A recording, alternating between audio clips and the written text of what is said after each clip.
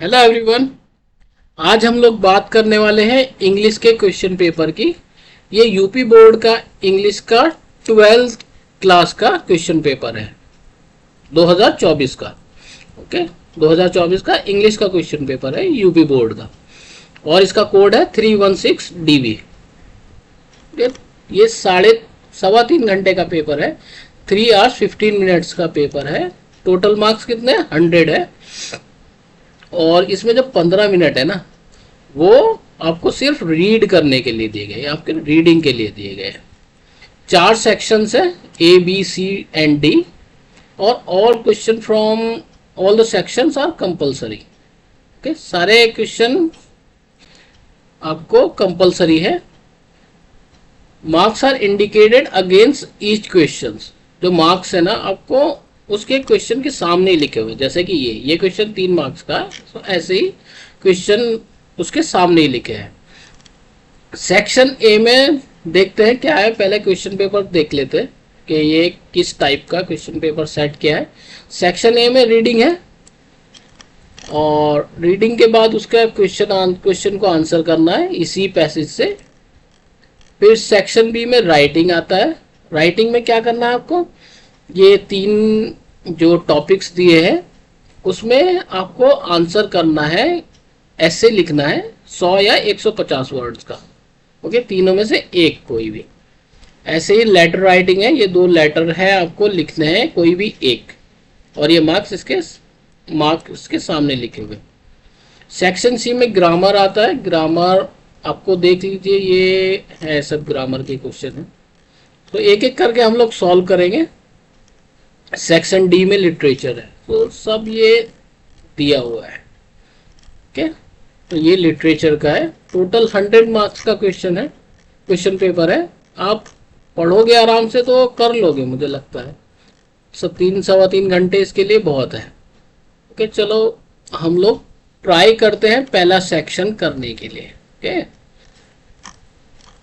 So read करना है और जो क्वेश्चन दिए हैं इसको आंसर करना है। पहले हम लोग रीड कर लेते हैं, पहले समझ लेते हैं हिंदी में इसका अर्थ क्या है। Okay, so read the following passage carefully and answer the questions that follows. Passage को रीड करना है केयरफुली और क्वेश्चन को आंसर करना है जो भी आता है। ओके, जो भी क्वेश्चन दिया है उसको आंसर करना है पैसेज रीड करने के बाद। So many people complain that they have broken down through overwork. बहुत लोग कंप्लेन करते हैं कि वो टूट चुके हैं ज़्यादा काम करने की वजह से। ओवरवर्क, ओवर किसे कहते हैं कि एक चीज़ की लिमिट होती है, आप उस लिमिट को क्रॉस करके कोई काम करें तो उसे ओवर बोलते हैं कि ओवरवर्क, मतलब वो काम ज़्यादा कर रहे हैं, लिमिट से ज़्यादा, तो ओवरवर्क कर रहे हैं। तो वो ओवरवर्क करने की वजह से टूट चुके हैं। In the majority of such cases, इन ज़्यादातर केसेस में क्या होता है, the break down is more frequently the result of foolishly wasted energy. जो ये ब्रेक डाउन हुआ है, जो आपकी सेहत टूटी है, जो आपका शरीर टूटा है, वो क्यों हुआ है? क्योंकि आपने जो अपनी एनर्जी है, जो ऊर्जा है, वो फूलिशली वेस्ट की है। फूलिशली मतलब मूर्खतापूर्वक, कहीं भी सही जगह पर यूज नहीं किया, कहीं भी ऐसे ही यूज कर दिए। ओके, मतलब वेस्ट कर दिया आपने। If you would secure health, अगर आपको अपनी सेहत को सिक्योर मतलब बचाना है, सिक्योर करना है, खराब होने से बचाना है, you must learn to work without friction. आपको क्या सीखना है? काम करना सीखना है बिना फ्रिक्शन के। अब फ्रिक्शन का मतलब तो 2 चीज़ों का आपस में रगड़ना होता है, लेकिन यहाँ क्या दिया हुआ है, ये आगे पढ़ेंगे आप तो पता चलेगा कि आप काम करते हो और चिंता करते हो, तो ये दोनों चीज़ें आपस में रगड़ती है, तो समझ लीजिए आपकी जो हेल्थ है वो खराब हो जाएगी। तो यहाँ पे फ्रिक्शन का मतलब ये है कि आपको काम करना है और चिंता नहीं करनी है। चिंता करोगे तो फ्रिक्शन होगा। ठीक है, टू बिकम एंक्शियस और excited or to worry over needless detail is to invite a breakdown। मतलब आप चिंतित हो जाते हो, एंक्सियस हो जाते हो, या उतावले हो जाते हो, एक्साइटेड हो जाते हो। वरी का मतलब भी चिंता ही होता है, लेकिन हम लोग यहाँ पे फिक्र रख लेते हैं। सो फिक्रमंद हो जाते हो, चिंतित हो जाते हो या किसी चीज पर, मतलब जो चीज हमारे लिए जरूरी नहीं है, नीडलेस है, वो चीज जरूरी नहीं है, उस चीज पर आप ये सब चिंता और या उतावले या फिक्रमंद हो जाते हो, तो आप इनवाइट कर रहे हो एक ब्रेकडाउन को। मतलब आपका ब्रेकडाउन होने वाला है, आपका शरीर टूटने वाला है, ठीक है, अगर आप ये कर रहे हो तो। Work without weather of brain और बॉडी, कोई भी काम चाहे ब्रेन का हो या बॉडी का, ब्रेन मतलब दिमाग का हो या आपके शरीर का हो, is beneficial and health giving, वो क्या है आपके लिए लाभदायक है और क्या है हेल्थ गिविंग है, मतलब आपकी सेहत को अच्छा रखने वाला है काम कोई भी है। ठीक है, आपको शरीर को खराब क्या करता है, ओवर वर्क, काम खराब नहीं करता, ज्यादा मतलब ओवर काम करते हो तो वो खराब करता है, और आप चिंता करते हो तो ठीक है, काम करोगे आराम से तो वो क्या है आपकी सेहत, आपके दिमाग को और बॉडी को लाभदायक लाभ देगा और आपकी सेहत को सही रखेगा।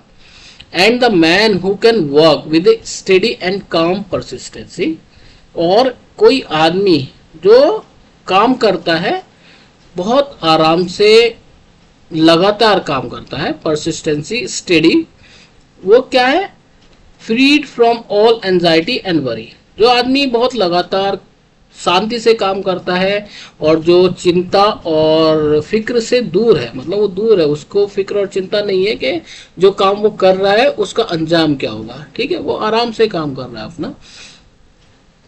and with his mind utterly oblivious to all but the work he has in hand। okay? और उसका जो दिमाग है ना वो oblivious है। oblivious का मतलब होता है कि आपको उस चीज के बारे में कुछ मालूम नहीं है, मतलब उस अज्ञान हो आप उस चीज से, तो उसका जो माइंड है वो चिंता और फिक्र से अज्ञान है। But the work he has in hand, सिर्फ उसको क्या दिमाग में है, जो उसका काम है वो ही बात उसको दिमाग में है, चिंता विंता वो नहीं करता है। Will not only accomplish far more than the man who is always hurried and anxious but he will retain his health a boon which the other quickly forfeit. तो ये वाला सेंटेंस बहुत बड़ा है, देखो यहाँ से स्टार्ट होता है और यहाँ पे खत्म होता है बिना किसी फुल स्टॉप के, लेकिन फिर भी हम लोग इसे टुकड़ों में समझ के कर लेंगे। So will not only accomplish far more than the man who is always hurried।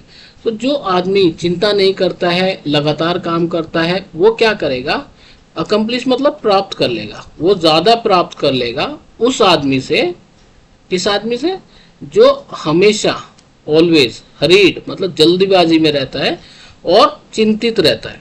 तो जो आदमी चिंता नहीं करेगा, अपना काम आराम से करेगा, रिजल्ट की फिक्र नहीं करेगा, वो आदमी उस आदमी से जो जल्दीबाजी में काम करेगा और चिंता में काम करेगा उससे ज्यादा ही अकम्प्लिश कर लेगा, प्राप्त कर लेगा, और he will retain his health, और अपनी हेल्थ को भी सही रखेगा, क्योंकि वो चिंता नहीं कर रहा है, वो ज्यादा अपनी हेल्थ को भी सही रखेगा उससे। ए boon which the other quickly forfeit, तो ये हेल्थ के बारे में है, स्वास्थ्य के बारे में है। क्या ए बून, बून मतलब एक वरदान है जो विच द अदर क्विकली फॉरफीड, जो कि दूसरे लोग क्या करते हैं, फॉरफीड कर देते हैं, मतलब छोड़ देते हैं, अपनी सेहत का ध्यान नहीं रखते, वो ख्याल रखना छोड़ देते हैं और खराब कर देते हैं अपने को, अपनी सेहत को। तो ये इसका मतलब है कि आपको काम करना है, ओवर वर्क नहीं करना है और काम की चिंता नहीं करनी है, बल्कि आराम से लगातार काम करना है। जो आदमी ऐसा काम करेगा वो ज्यादा अचीव कर लेगा उस आदमी से जो चिंता करता है। ठीक है, तो ये हमारा पैसेज था और इसको हमने हिंदी में ट्रांसलेट कर लिया है। अब इसके आंसर हम लोग देखते हैं क्या हो सकते हैं। What do many people complain about, so क्या बहुत लोग क्या कंप्लेन करते हैं, क्या है उनकी कंप्लेन, उनकी कंप्लेन है many people complain that they have broken down through overwork. Okay, ये पहले क्वेश्चन का आंसर है, many people complain that they have broken down through overwork, कि वो ज्यादा काम करने की वजह से टूट चुके हैं। ओके, ये 3 मार्क्स का आंसर है, बहुत इजी है, आप इसमें से आराम से मिल जाएगा। सो ये क्वेश्चन पेपर बहुत इजी है, आप आराम से पढ़ोगे और आंसर करोगे तो आप पासिंग मार्क्स नहीं 50 to 60% मार्क्स, मतलब फर्स्ट क्लास आप ऐसे ही ला सकते हो। सिर्फ रीड करना है और आंसर इंग्लिश के अकॉर्डिंग देना है। सो आप अपनी इंग्लिश थोड़ी सुधार लो। What is the cause of break down? तो ब्रेक डाउन का कॉज क्या है? Overwork. In the majority of the such cases, the breakdown is more frequently the result of foolishly wasted energy. Okay? क्या कर रहे हैं वो लोग? अपनी एनर्जी को फूलिशली वेस्ट कर रहे हैं। This is the cause of breakdown.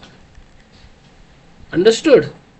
तो ये सेकेंड क्वेश्चन का आंसर ये यहां से आप पूरा लिख सकते हो। The main cause of the breakdown is that people are foolishly wasting their energy. Okay, and who will be able to retain his health? Who? The man who work with a steady and calm persistency, freed from all anxiety and worry, and with his mind utterly oblivious to all but the work he has in hand. So यह पूरा यहां से यहां तक आप लिखोगे ये वाला आंसर, ठीक है। अभी फोर्थ क्वेश्चन क्या है? What is the useful and health giving? Useful and health giving क्या है? ये भी आंसर यहां लिखा हुआ है। Work whether of brain and body is beneficial and health giving। okay, यहां से यहां तक वर्क जो काम है वो बेनिफिशियल है और हेल्थ गिविंग है ब्रेन और बॉडी के लिए। ओवर वर्क जो है वो आपको ब्रेक डाउन कर सकता है, आपकी सेहत खराब कर सकता है, लेकिन वर्क जो है वो ज्यादा नहीं, लिमिटेड काम, ओके, वो आपके लिए हेल्थ गिविंग है। So, which word in the passage means loss of health? Loss of health का मतलब कौन सा वर्ड उसका जिसका मीनिंग लॉस ऑफ हेल्थ है? मतलब आप जो आपकी हेल्थ है वो आप खराब हो रही है, उसका क्या मतलब है? ब्रेक डाउन है इसका मतलब, उसका मतलब ब्रेक डाउन है और लॉस ऑफ हेल्थ ही उसका मतलब है। सो ब्रेक डाउन ये इसका आंसर हो गया।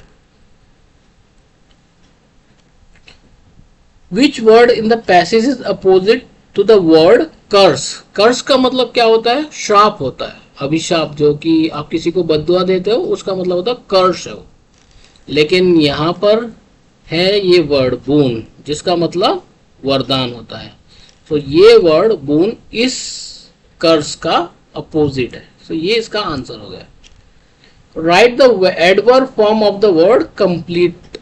तो कंप्लीट की एडवर्ब फॉर्म क्या होगी? कंप्लीटली। यहाँ पे आप ly और ऐड कर देंगे, ठीक है, कंप्लीटली। तो ये इसकी एडवर्ब फॉर्म हो जाएगी।